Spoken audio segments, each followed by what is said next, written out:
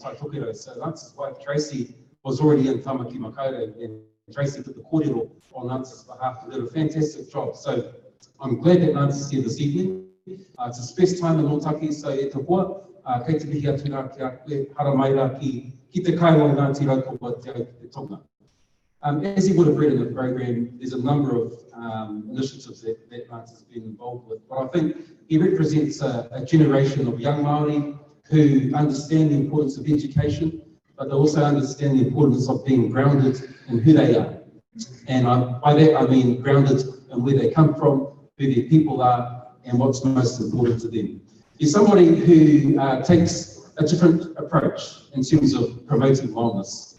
And I was once given some good advice, which was, if you ask people to do something that will never happen, you need to do it yourself sometimes and take the responsibility to carve a new path. And that's what Lance has done. So this evening he's going to share with you some reflections on his journey. And I know there'll be a lot of new things that come out of this kōrero tonight, but a fantastic opportunity for us to hear a bit about where he's come from and what he's done, but also his vision for his people and his vision for Aotearoa.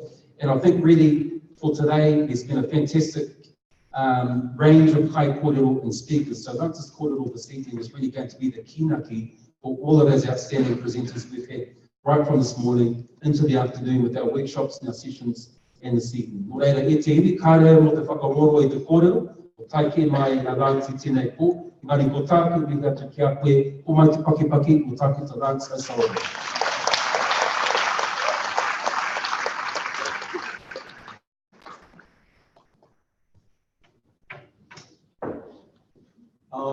Tēnā tātou te whānau, i te tuatahi, e tikana tōku mihi ki tō tātou kaihangi i runga rawa, koe o te tīmatanga, koe o no te whakatūtuki o tanga o ngā mea katoa, o rere honore kroria ki aia. Tua urua, huri ana ngā mihi ki a rātou, ngā tini mate ki uni a tātou i tēnei pō, ngā mate o tēnā o ngā rohe, ngā mate o koutou, o mātou, o tātou no rere ngā mate ko whitirangi te haere hoki atu. I tēnei wā, huri ana ngā mihi, ki te haukainga koutou o Ngāti Raukawa, a tēnā koutou. Mihi mai, karanga mai ki a hau tēnei uri o te kāinga o te Tai Tokiro, ki wāngi a koutou i tēnei pō, mō reira, ka tika ngā mihi ki a koutou. Ka tika anō ngā mihi ki a koutou, mai tā wāhi, kua tai mai, kua hui tahi mai i tēnei, kei roro i tēnei kaupapa, o te pō, te rā, ara te kaupapa o tātou, ngā tāngata whenua o tēnā o ngā whenua puta no reira, ngā mihi ki a koutou, nau mai, hara mai, ki Aotearoa nei, tēnā koutou. E mai ana, e mihi ana ki a koe ho, te mihi mai ki a hau. E matua whatarangi, tēnā koe, mere ana, tēnā kōrua, huri noa ki a koutou katoa, Rachel, tēnā koutou, tēnā tātou katoa. Kia ora everyone, and thank you for the invitation, the introduction, Meihana. I caught some of it while I was busy getting mic'd, and I just want to acknowledge our kaumātua kuia and our matua that are here tonight, and our kuia. Matua Patarangi, and to the organisers of the event.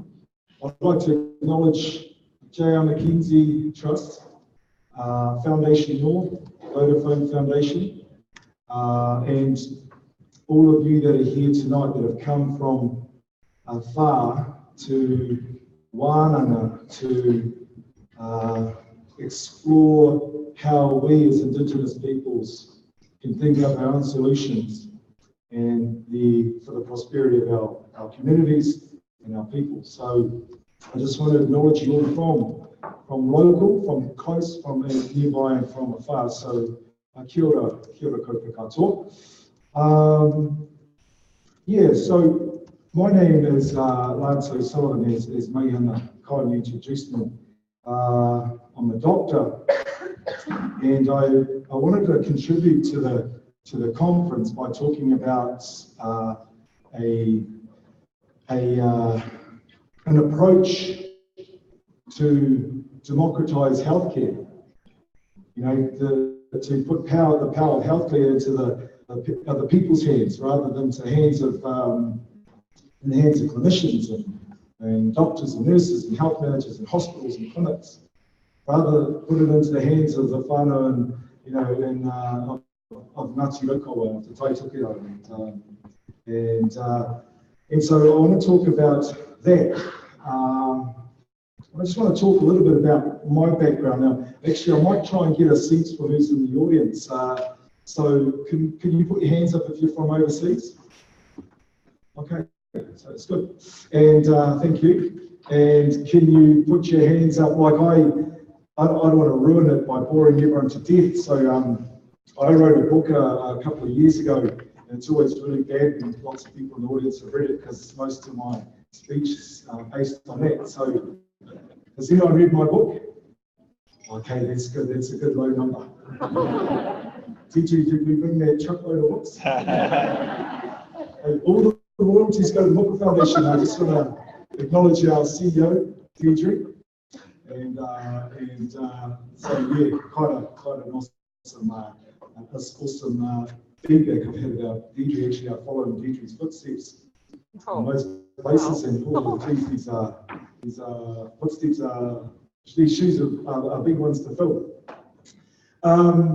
Okay, good. So I'm happy that there's some international people here who know bug all about me, and there's a whole heap of people that haven't read my book, and that's awesome. So yeah, I'm really proud to be here this evening as a proud Māori man, a proud Māori clinician, and just to acknowledge my colleague Reese here tonight, Dr. Reese Jones, and a proud descendant of my tupuna of Ngāpuhi, Te Rāroa, Ngāti Maruki Hauraki. But it's actually also quite unlikely that I would have been standing here a number of years ago. And I want to talk about this. I haven't really got it on my presentation, but just the thoughts of how I wanted to go this evening. It's a story worth talking about. So it was really unlikely that I would be standing here this evening, given where I'd come from. So I'm going to describe that to you to give you a sense of why it's important we do what we do. So let me see where I start. My father is Māori. I can give you all that whakapapa, but he wātini ia no hauraki. Taho tōku kuia o Māori no ngā roka, te taitokoro, me ngā rāpihanga o te kainga. So that's my whakapapa, my father's a wātini. He's one of 18 children, and they lived in a place in New Zealand called the Coromandel, and to us it's called Hauraki. And so they grew up, my father grew up with a lot of the issues that we all are fighting and raging against today, which is poverty, cultural dislocation, and then the fallout, the consequences of that, which is, you know, substance abuse and violence and crime and those things. So my mother, on the other hand, is an O'Sullivan. She's from a place called Timaru, south of Christchurch. The story is my father was on a motorbike riding around the country and was working in freezing works, as many Māori did then in the 60s. And he pulled up in Timaru. He met this Pākehā lady down there who's a rebel, raised from a middle-class Catholic farming family of South Canterbury, and hooked up with this Māori man, and then he was back to the north. Now, you know, this story is cloaked in the impact of colonisation. You know, this is a family of 18 who struggled to survive, who struggled to to have enough food and have a warm home and be respected. And as Māori, in a community that didn't view Māori as equal citizens. And my aunties would tell me stories about going to school with their clothes on that their mother had made. Her mother was very industrious and resourceful, and she had used some material that she had left lying around. And they used to think that the big champion sign on their dresses was a brand, a label, And there is actually a champion label, I believe. And except this was for flour bags. And so the aunties used to joke about the fact that they used to wear flour bags, thinking it was, made into dresses, thinking it was a label. The uncles will tell me about, and Uncle Leo, who lives up in Norake, and he would talk about going to the butchers to get the dog bones, and the dog bones weren't for the dogs, they were for the children. And actually, Uncle Leo, my grandfather, must very industrious also. Uncle Leo was born premature, and they used the first probably incubator in the country, which was actually a wood-fired stove with a little bit on the side to warm the food and keep it warm without burning it. And they put this premature baby into the wood-fired stove to keep him warm. And it's successful because he's in the 70s now. The issue is significant loss of land, significant loss of culture, significant economic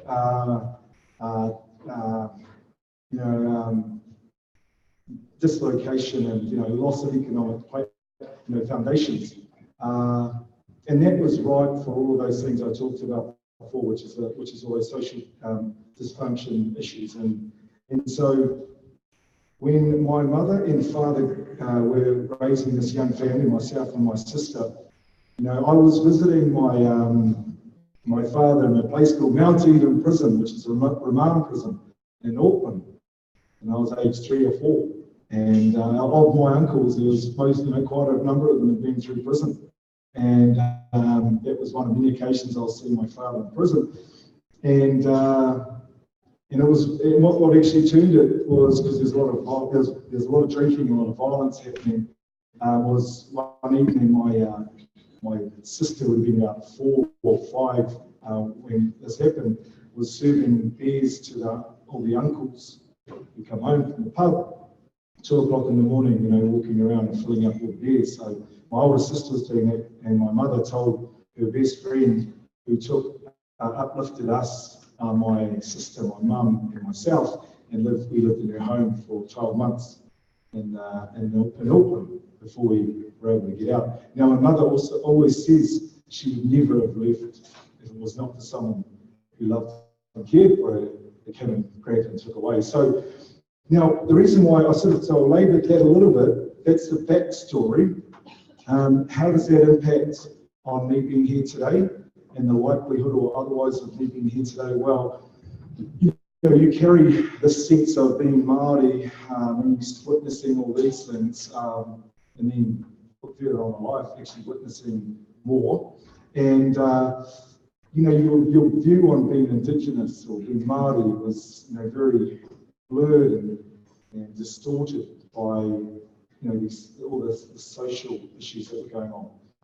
These are not cultural issues, these are not Māori issues, these are the product of being the poorest and the least educated and the most likely to be incarcerated. And so, I carried that for a long time. And then you have the problem of the discrimination and prejudice that exists within the education system, and our health system, and our justice system.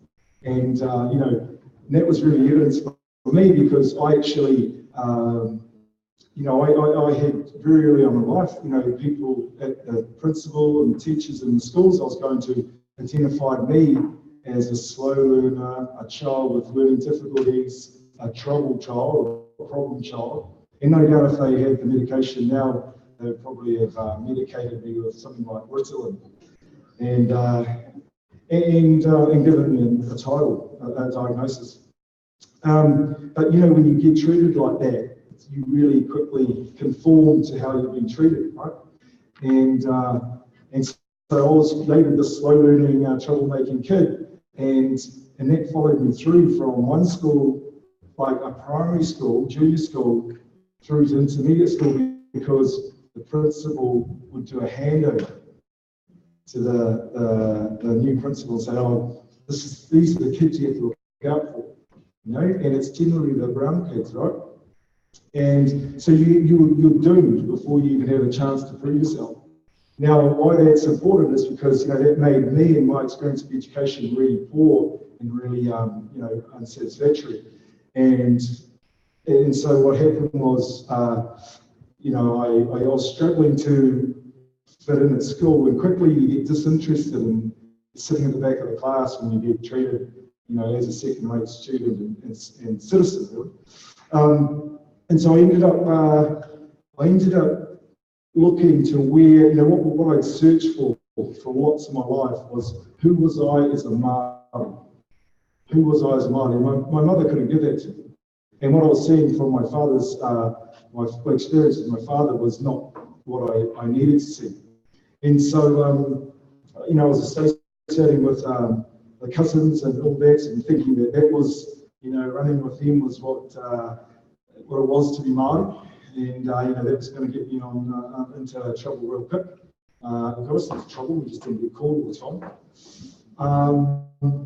And actually what happened when I was in secondary school was I got suspended from the college, and then I got expelled from this college in Auckland. And I can remember the shame of walking behind my mother on the way home from school after just being expelled from this college. You know, it's meant to be the launching platform for my life as an adult in secondary school. And it was a lot of shame, you know, a lot of shame of, you know, of what had happened. And then I know what that feeling is like to walk with your head down and behind, say, someone you love, knowing that you hurt them and you disappointed them. And also that you didn't reach your potential at, and maybe there's a little bit inside, despite all of that suffocation that had gone on to date. So my mother took me home home. She sat me down and said, look, I'm going to send you down to live with your auntie, her sister, and her husband is Ngāti Porou, because they could give you what I can't, which is your culture.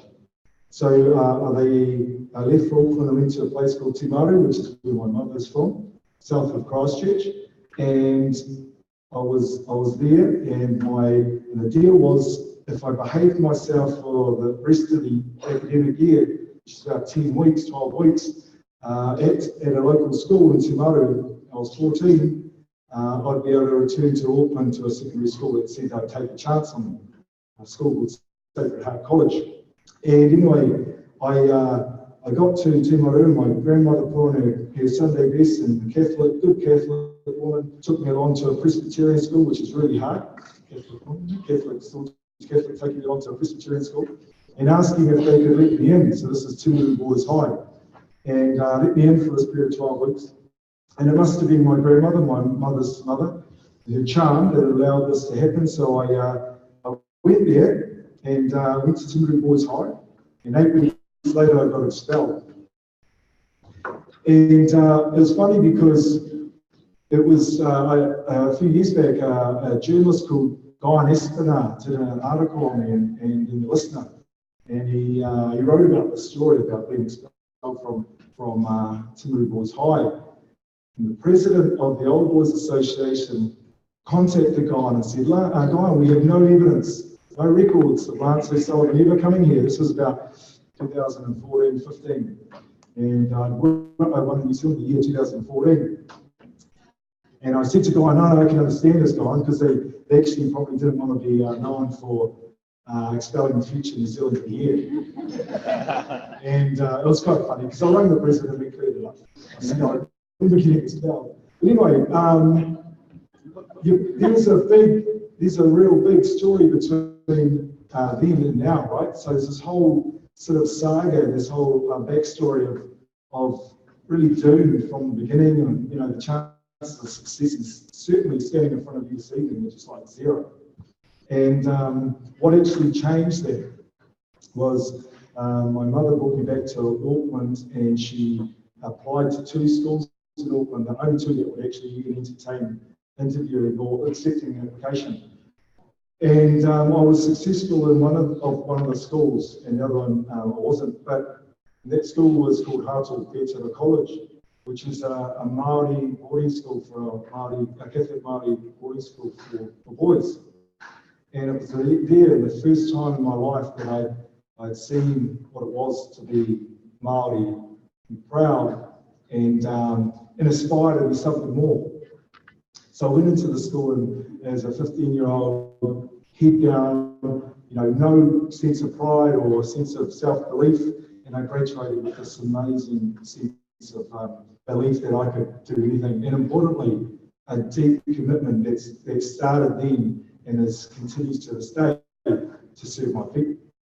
Because what I learned, what saved me, or at least gave me the opportunity to achieve my success and reach my potential, was realising who I was as Māori.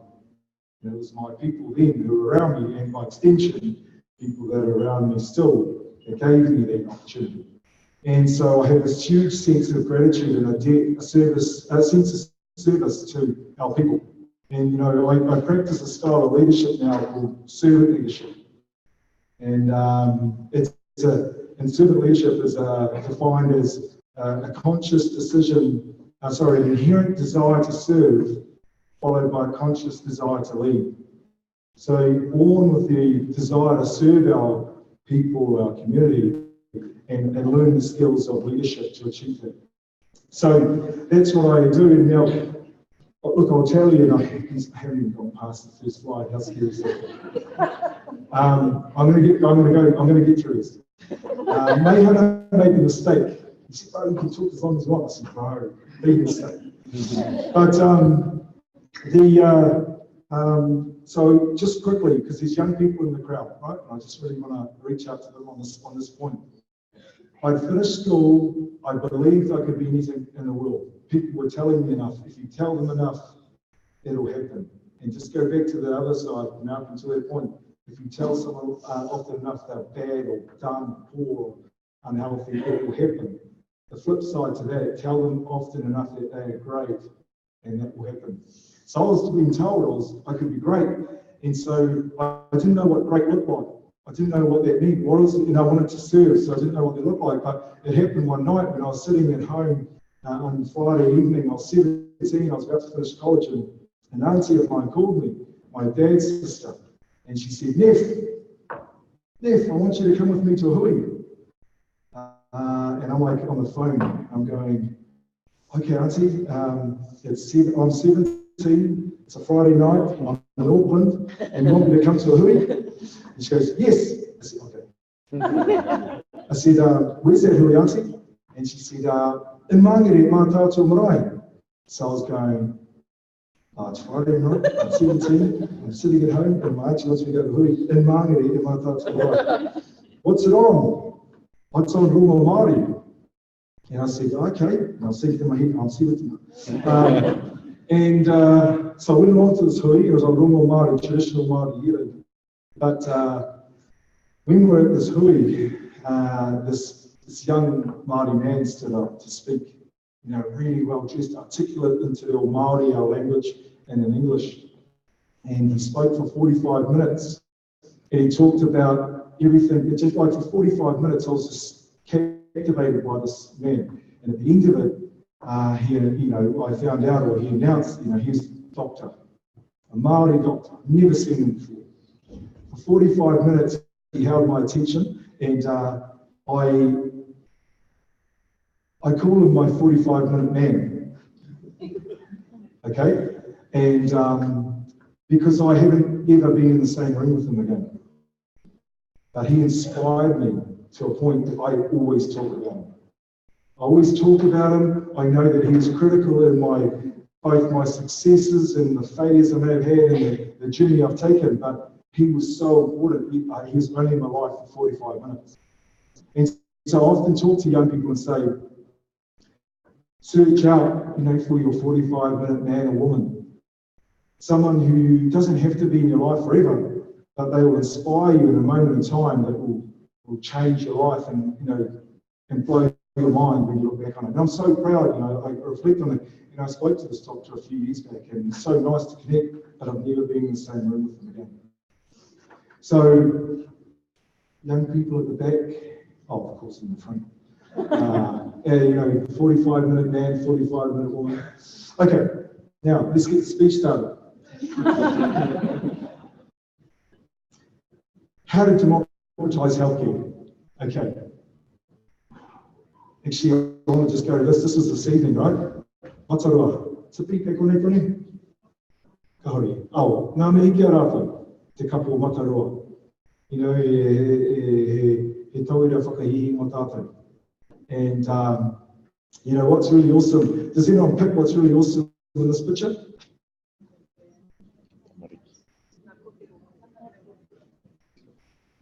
Yeah, the young girl in the front who I don't know if everyone saw, you know, this table here was sitting and they were just doing the actions, and that was awesome.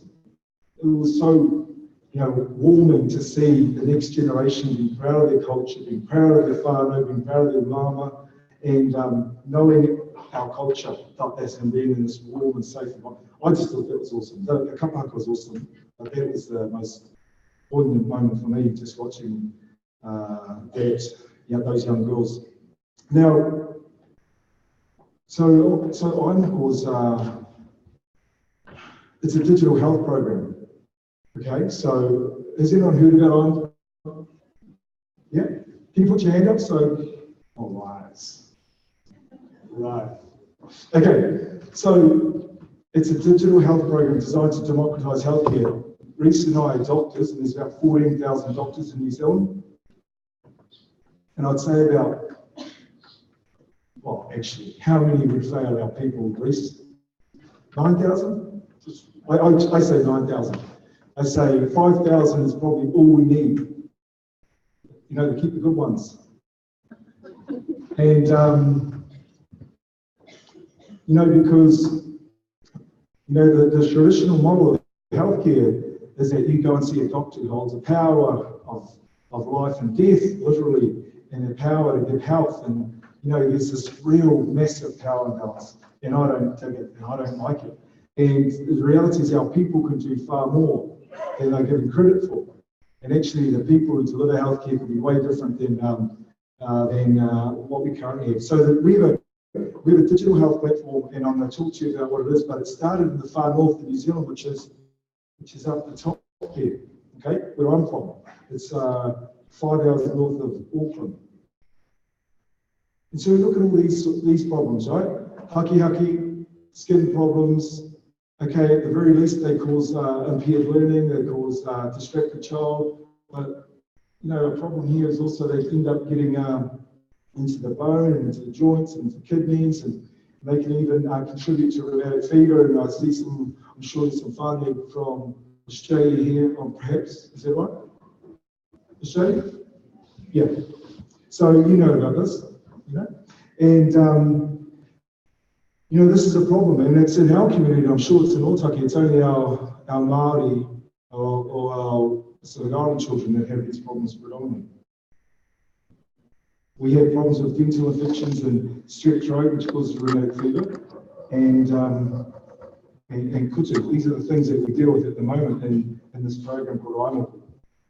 So what IMIP does is we put technology, real simple technology, into schools, into into early childhood centres across the country, and we get the teacher aides or teacher assistants to do health assessments on children using this technology.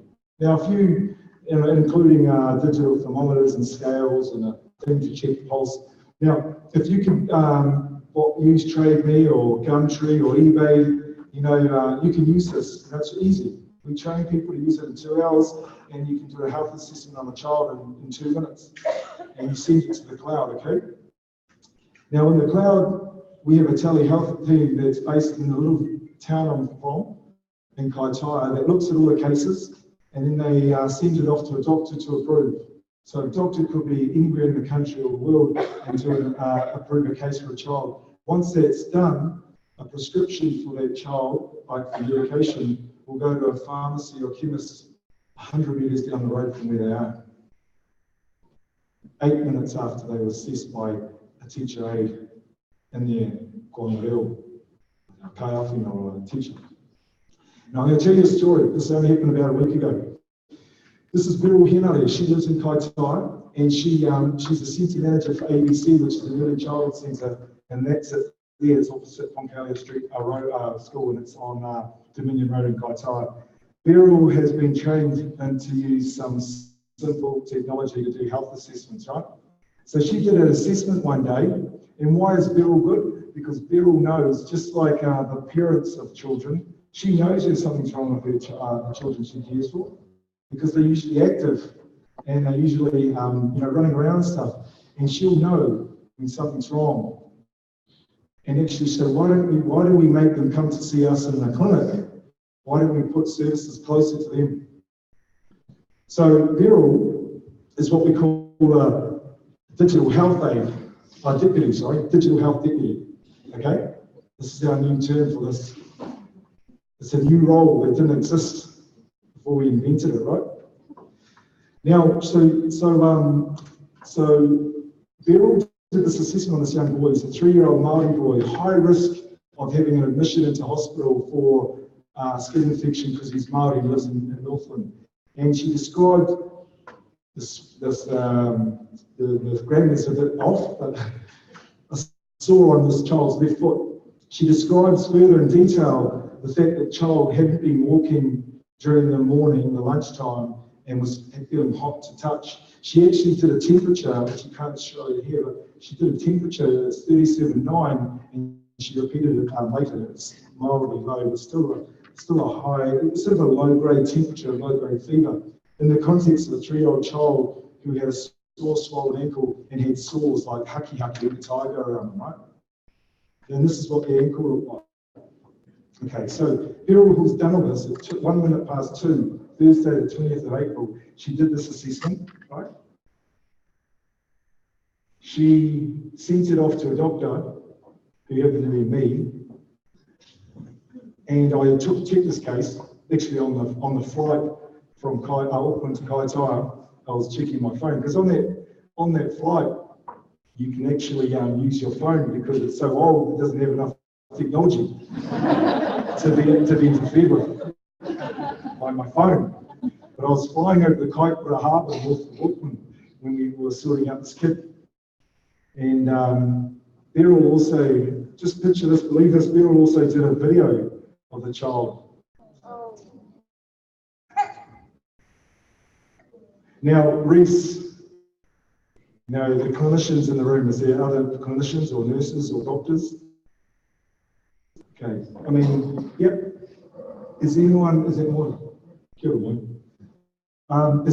thinks this is a problem? Or should I ask, is there anyone who doesn't think this is a problem? Māori child, limping, painful, swollen ankle with a low-grade temperature. You don't have to be a doctor, right, to realise it's a problem. But up until now, you have to go to a doctor's surgery to get the treatment for it. Well, we actually, just imagine this, picture this. I was on a plane and I clicked the button and a referral into the local hospital for this child to go directly to hospital. And I hadn't even seen this child. Just picture it was 8 minutes after this child had been assessed by Beryl. Okay? And this child ends up in hospital on intravenous antibiotics with the nana holding the child. We did an X-ray to make sure that this wasn't really deep into the bone, which is really common. Only children who get bone-related infections in my neck of the woods, which I'm sure is the same in Aotearoa, are Māori children. So we do an X-ray. Thankfully, the X-ray is normal. So this is a really good example of democratising healthcare and getting access to healthcare for our people sooner, having our people drive health service delivery. And I'll tell you this, one thing I didn't tell you about the story is this child's parents actually had taken them to local doctors. The same story you will believe was wrong, there's something wrong with this kid. They had taken them to see our local doctor's surgery and they had sent them home. So needless to say, I got off the plane, I rang up the clinic the next day and gave the guy, the person who saw this patient, my opinion, which was pretty harsh. But my protest at this, what's happening to our people, and no, I dare say it's happening to our Indigenous people elsewhere in the world, my protest is to find a smart solution to make 9,000 doctors or 20,000 nurses irrelevant. You know, we've spent decades trying to make them culturally competent areas. We spent decades trying to make them culturally competent to be responsive to the needs of our people. I addressed an audience like this a while back, about 350, and there's a whole lot of nurses and doctors in the audience, and I said, you know, we're actually over trying to teach you to be more competent. We're going to make you irrelevant. You know, because then all of a sudden we're going to grow a workforce of digitally enabled people who can provide better care than you can. More culturally competent care, more quality, you know, clinically competent, you would argue, right, Reese? And, well, that's interesting. At the back of the room, if this is that same meeting, one of these people at the back was a nurse, a doctor saying, a South African doctor trained in the UK working in Blenheim. Sounds like a joke, eh? Actually, there's another joke I had recently, an Englishman, an Australian, and a Canadian. It's an interesting joke. I'll share it with Reese. I'm describing a part of our health leadership of one of our illustrious health organisations in New Zealand. Narrows it down here, Reese. Actually, I'll tell you, it's I was describing, you know, we're actually moving this program around New Zealand. There's 6,500 children and over 110 sites across New Zealand who have access to digital health program. Picture this, we have a child who's going to get assessed in Gisborne, you know, tomorrow morning. 2 minutes later, a 20-year-old girl who works in our office, who 3 years ago was at Kaitaia College, has no medical training, no IT training, no degree actually, but she actually diagnoses things in this office in Kaitaia. She's part of the digital health team. She is a digital health worker that didn't exist 5 years ago when we started this. And she's diagnosing something and sending it to me. And I'll approve it in a meeting in Wellington tomorrow. And 2 minutes later, it's going to a child's pharmacy in Gisborne, 8 minutes after being seen. Delivering healthcare in seconds and minutes rather than hours and days. Now,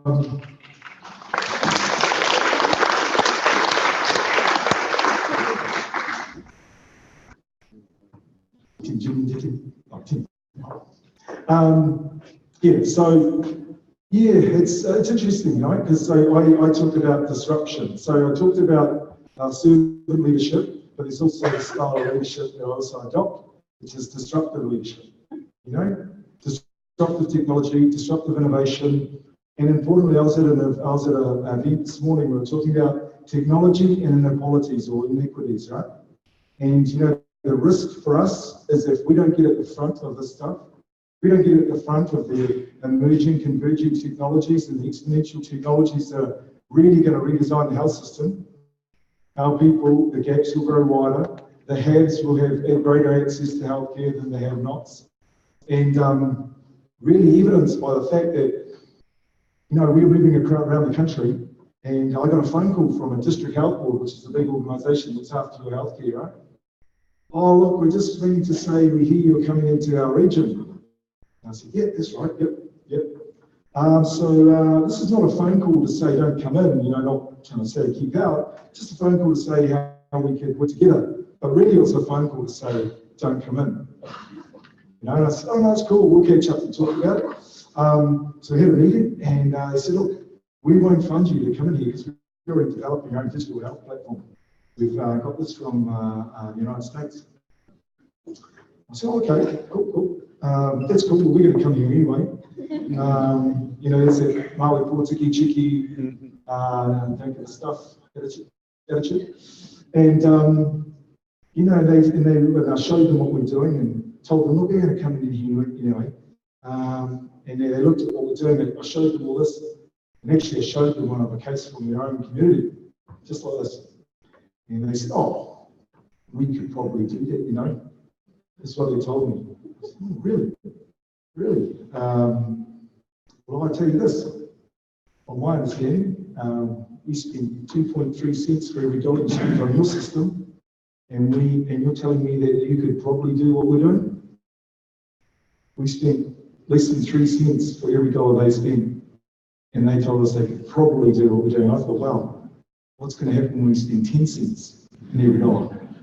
20 cents. So, like what's really a thing for me is, what happens if we got a European or American platform come into New Zealand to deliver digital healthcare to New Zealanders?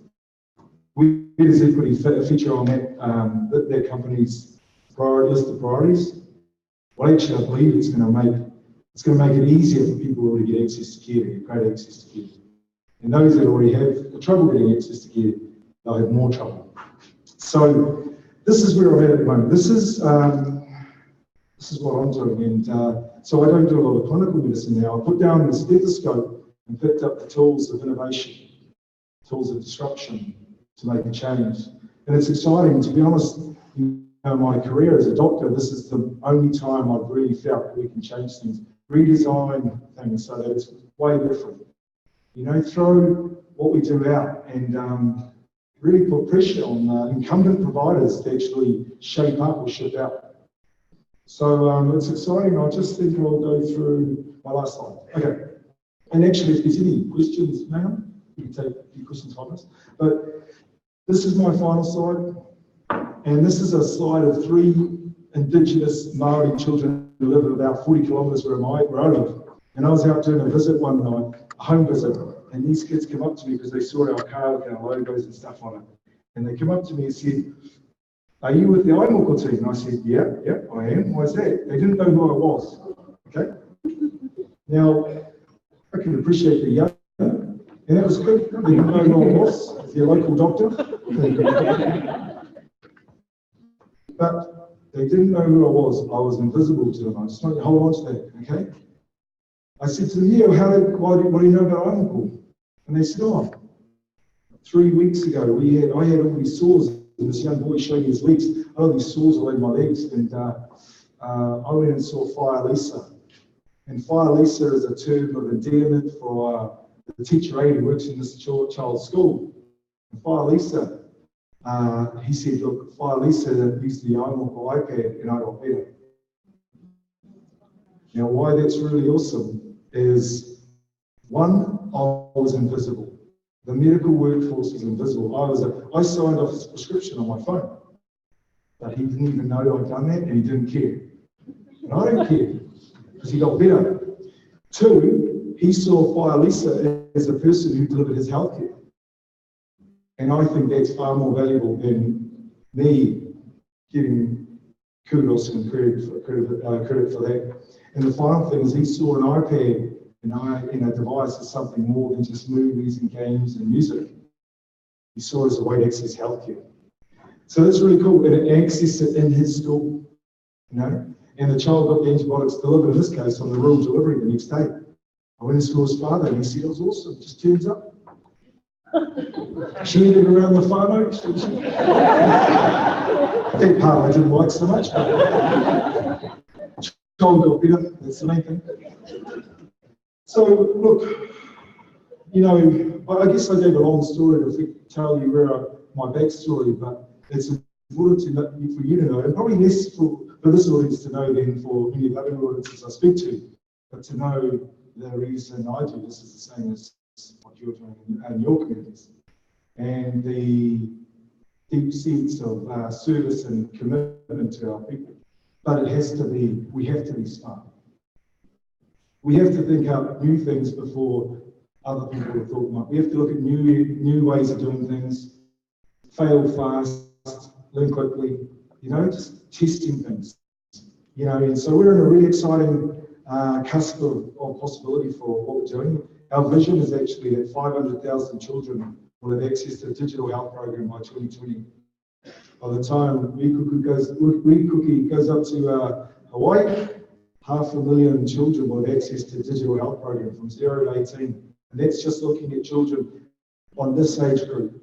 And then we're looking at respiratory problems and joint problems and screening and all of this stuff.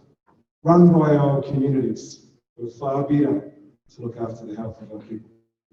So I just want to say kia ora to everyone, especially those funders, you know, investors. Nah, it's very cool. It's very cool. We I hope that we can take this further than Aotearoa. We're looking at those opportunities now. Anyway, we didn't know kia koutou no ngā mihi kia koutou rara ngā tira mā mo tēnei honore ko tai mai au I tēnei tō. Tēnā koutou, kia ora mai tātou katoa.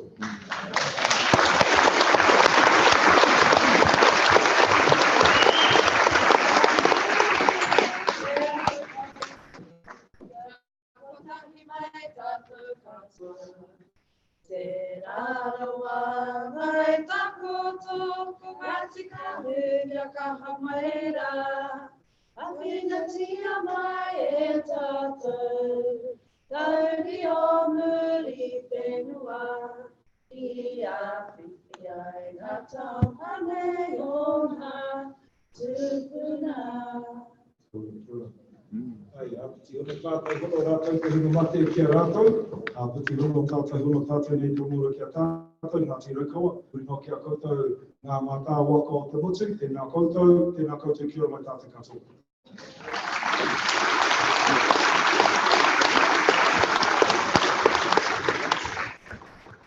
Koutou ngā ringa e tō ngā tukam, tēnā koutou te tū mai nei te tautoko i ngā kōrero o tēnei tako e tēnei pū e mi ka tera kia koutou, kia koutou ki lāns. So we do have some time, and I actually want to give people, just to remind you too that a question is what we call a pātai, so it's not an opportunity to promote your initiative as such, but there's going to be some time tomorrow to do that. But for the time being, I'm going to open up for probably time for two questions, and I know there's a lot to digest from Lance's kōrero.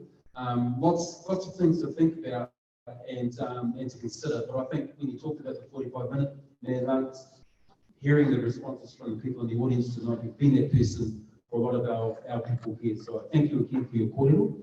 And I'm just going to look around now because there might be a question. We have one from the back there. So Pigla Kos, kia ora.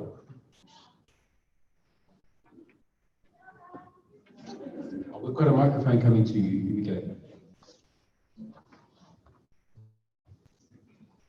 It's going? Kia ora, Lance. My question is, your team in Kaitaia that's doing the diagnoses, I was just wondering how long it takes to train them and who trains them? Yep. Is that all? Yeah. Oh gosh. The thing is, for the problems that I'm talking about, they're not complex medical problems. You know, some with chest pain or neurological symptoms, or loss of vision, headache, and all these things. They're simple, and actually most of the time our whānau know what the problem is. Our people know what the problem is. You know, but do they ever get a chance to be asked? Do they ever get a chance to be, consulted on their opinion? Generally, it's a one-way thing when you go see doctors and nurses. They're trying to teach communication, but the number of times you'll be sitting in a ward round in a hospital, and I did this the other day. Actually, it was a mock thing. I was in Wellington, and we were like pretending we're patients essentially, and these three actors stood around us and talked like doctors, and they were speaking complete gibberish. I couldn't understand a word they said, and I just said to someone next to me, "This is terrible. This is what it must feel like to be, spoken to and not with them." So anyway, going back to the answer here is, it doesn't take long at all. I mean, it takes weeks or months, a couple of months, but not lots of months.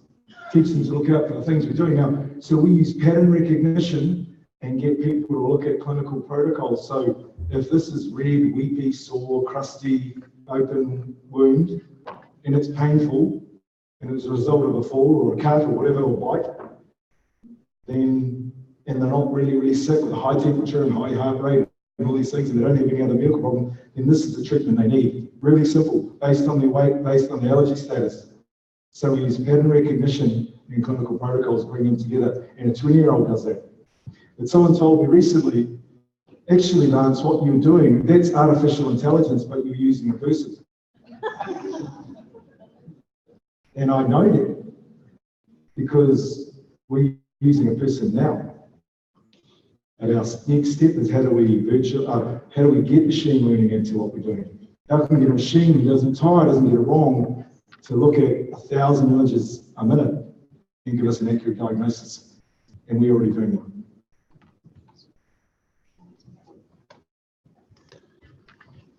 Thank you. Just while we're waiting for another question, I'm reminded that the shuttle is leaving shortly, is leaving now. There's 2 shuttles at the front for those of you who are going back to Wellington. But I'm keen to have another question while Lance's here. So kia ora, we have one in the middle there. Can somebody carry a microphone into the middle, please? And just a reminder that the shuttle is going for those of you getting back to Wellington.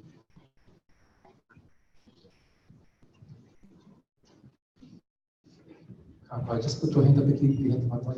Kia ora. I know you're here. I saw this hand here, it's like an option.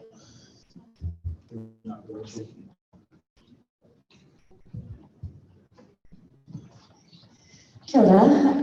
I was just wondering if you consider traditional rongoa in your application for treating people. Yeah, it's good given my story, but I don't have any expertise in rongoa Māori. Unfortunately for my sins, I've been trained in conventional Western medicine, and so that's the sort of area of expertise I use in what I do. That's not to say that there's not an opportunity for that going forward, but at the moment I'm using the skills that I have. So yeah, very, very Western medical model. Kia ora, Lance. My name is Adama. I've been working in the remote Aboriginal communities. Hello, family over there. Welcome. And my question is, one of my problems as a school principal there was the service delivery, particularly to the children, the health of the children. So there was no screening happening. We had a fully functional $1 million medical centre, but it wasn't being utilised. So the question is about service delivery. There was so much conflict between the service providers that the delivery was not reaching the children. So it was really conflict between service providers and nothing sort of else. But the discourse was around Aboriginal kids, parents don't care about their kids. That was decades worth of deficit discourse stories about children. And in fact, when we looked deeper into the problem, it was service delivery. And so that's your message, but how strong is service delivery in New Zealand from your perspective? How strong is it? Oh, it's not. That's the problem. I mean, that case I presented with the kid with the ankle problem, the first assumption by people outside of our, this room type of people is that their mother failed to parent their child and that's why they ended up in hospital. But no one is doing enough to explore why these children and what they tried to do to access healthcare. That child's mother took them 2 or 3 times to a doctor that week, and yet and the clinic failed them. So unfortunately, what's happening in Australia is happening in New Zealand, and we don't do enough to measure the burden of culturally incompetent care. Reece, how do we measure the impact of the death and disability that's caused by culturally incompetent workforce? So unfortunately, that's what's happening around both Australia and New Zealand, no doubt elsewhere. But I guess the point is, let's redesign it. Let's redesign it and take the ones out of the equation and the ways they do it, so that our people don't have to continue to suffer the burden of this inefficient, ineffective care. Yeah. Okay, one more. So hand up over there.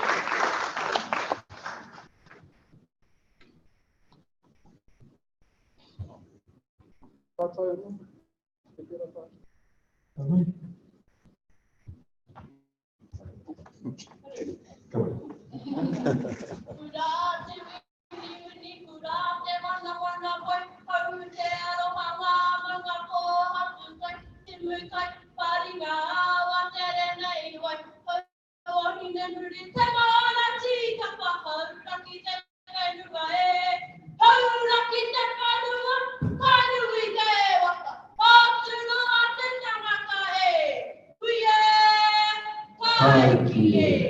Kia ora, te whanaunga. Kia ora, kai.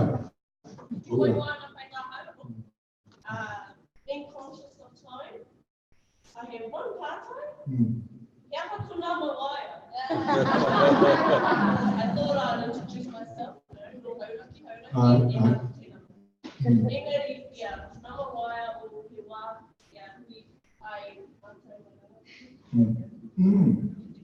Yeah. Kia ora. Okay. You want me to give you my phone number now? No, ka pai. Kia ora te whanaunga. O haura ki ngā. Miha o te kia hai. I'll catch up. But actually, you're at a training with us in Aimoko down in Wellington today. And in the hut, so yeah, it's exciting. The Kōnga National Trust has got us doing a pilot across 60 kōhanga reo in New Zealand, across the country, 1,500 children. And you know, if this is successful, then we're spread across 10,000 children in 461 kōhanga reo. And that's where we like to play.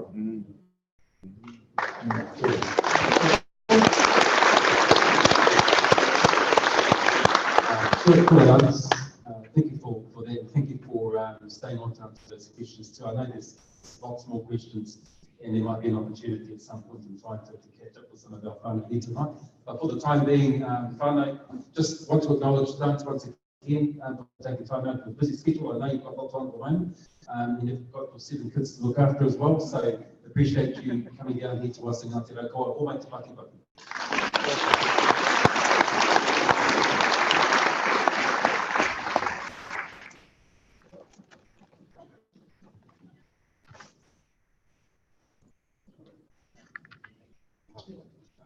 Well, that brings us to the close of a fantastic day and an awesome evening. So once again, to all of you who have spoken today, those of you who have shared your whakaaro, and also for listening to our presentations. We started really early this morning, and we've got right through to 9 o'clock, and everyone's been really, really attentive. And I know there's lots more questions, and hopefully we'll have an opportunity tomorrow to continue some of these discussions. Just in terms of what's happening tomorrow morning, Parakohi is at 7:30 on that side, I think. I'm right, yep, on that, and the wharekai on the other side of the road. And at 8:30, we're back here for our first kai kōrero tomorrow, which is Jessica. So Jessica, I know will be here nice and early.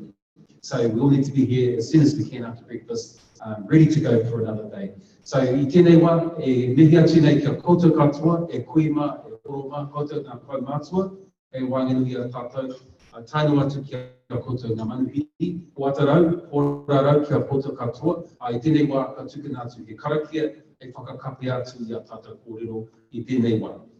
Kia tau mai ngā mana ki tangata te ngaro, kia mahi a te hua mā kihikihi, kia toi te kupu, kia toi te reo Māori, kia toi anō hoki o ngā maruhiri ko tai mai ki konei te wānau rakawa, ranginui ki runga, papatuanu ki raro, turuturu ofu te whakamaua kia tīna, haumi e, hui e, tai ki e, kia ora tātou.